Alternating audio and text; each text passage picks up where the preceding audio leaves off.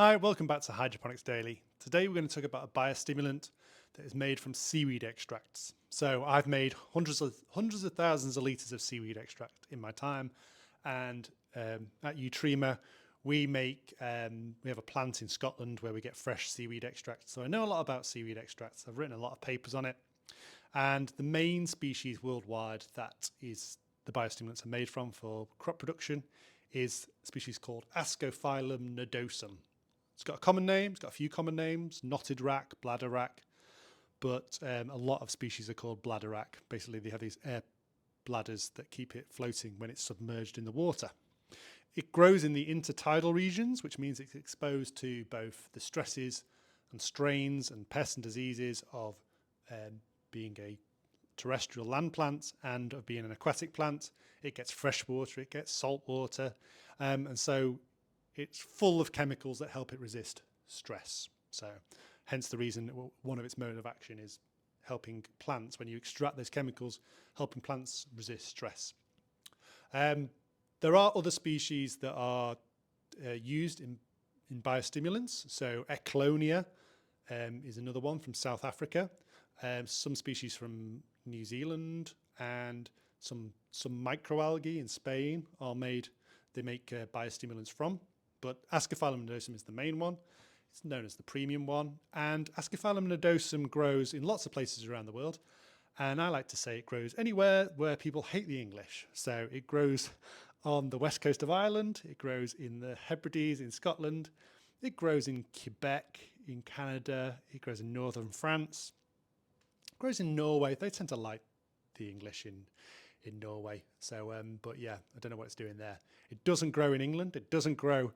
It grows in North Wales, but it won't grow on like the east coast of England, or even like in the Irish Sea, or grows in a bit in Cornwall, I think, as well. So that's the sort of distribution of this species, and then it's harvested, hopefully sustainably, although there are people doing unsustainable harvesting, and it's extracted. So the juices are extracted, and that could be what we do is a cold extraction to protect the chemicals. However, people who use it want the most concentrated form, so they say, what's its solids content? And everyone, there's this fight to get the highest solids content. So some extracts are like 50% solids content, which might sound brilliant, but to do that, they've heated the seaweed up. They've treated it with potassium hydroxide, which is the same ingredient in oven cleaner. And so in my opinion, you've degraded the chemistry, the biochemicals in there, just to increase a parameter that is solids content. So I tend to go for cold process, and that's what we sell here and manufacture here. But there are varieties. There are all different types of seaweed extracts, and each one, everyone says theirs is the best. Now, you may be using seaweed extracts and you didn't even know it. A lot of the really big hydroponic feed fertilizer manufacturers have additives that contain seaweed extracts, and they don't label it because they don't need to. So they'll have a fancy name, certain types of tonics, for example, might be something tonics, might be seaweed extracts. Something to do with roots might be seaweed extracts, for example. There are lots of people who buy seaweed extracts from companies like ourselves and then relabel them under their own name with their fancy trade names. So be on the lookout for that. Make sure if you want to use a seaweed extract, you can probably get it a lot cheaper if you just buy seaweed extract. The mode of action for seaweed extracts is they elicit defense responses in the plant. So they when they're applied to the cell wall thinks it's under attack.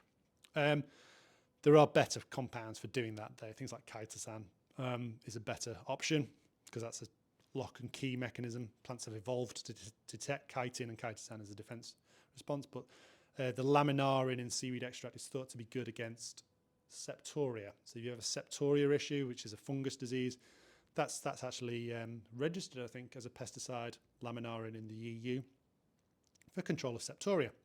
Chelation of micronutrients is very important and really good for seaweed extracts. I think that's one of the main areas where it's working. They work well. Boron doesn't move well around the plant, especially in the phloem. It's a micronutrient. However, when it's linked to mannitol, which is a sugar alcohol, it does move well around the plant. And there are lots of mannitol in Ascophyllum nodosum if you treat it with respect when you're extracting it. They also feed beneficial microbes, and beneficial microbes will create things like vitamin B12, which is a cobalt chelate, and obviously vitamin B12 is good for human health. And so feeding beneficial microbes, the fungi and the bacteria on the leaves and in the roots, the seaweed extracts are very good for that. In fact, when I manufacture seaweed extracts, you're left with like the meal that's left over. And when I've been coming back from the factory, I've filled my car so full of seaweed meal to put on my garden that my car's broken down, my old car, and broken down on a very busy road. And my car stunk of seaweed extracts whenever I do that. But the reason I do it is because when I put it on my garden, the worms go crazy for it. So if 24 hours later, if you remove the seaweed meal, then there's just loads of worms they've come up for it. So feeding beneficial organisms, it's fantastic for it. And then it adds that squelchy gel in the seaweed extract, adds water holding capacity to the soil in a natural way. And it stays around for a remarkably long time as well. Months and even years later, you can still find it in the soil. And then abiotic stress resistance, probably the main one. And you'll find a lot of products that are designed, products that claim to help your plants resist stress or cold stress particularly. They're based around seaweed extracts. There's nothing extra special in those products. They'll just be a blend containing seaweed extracts. So, and also a lot of the chemically extracted seaweed extracts are added to base fertilizers, really cheap and cheerful garden-based fertilizers, just to add a bit of colour because they're brown and dark. So you can add colour to fertilizers using seaweed extracts or humic acids as well. They're really good for adding colour to fertilizers.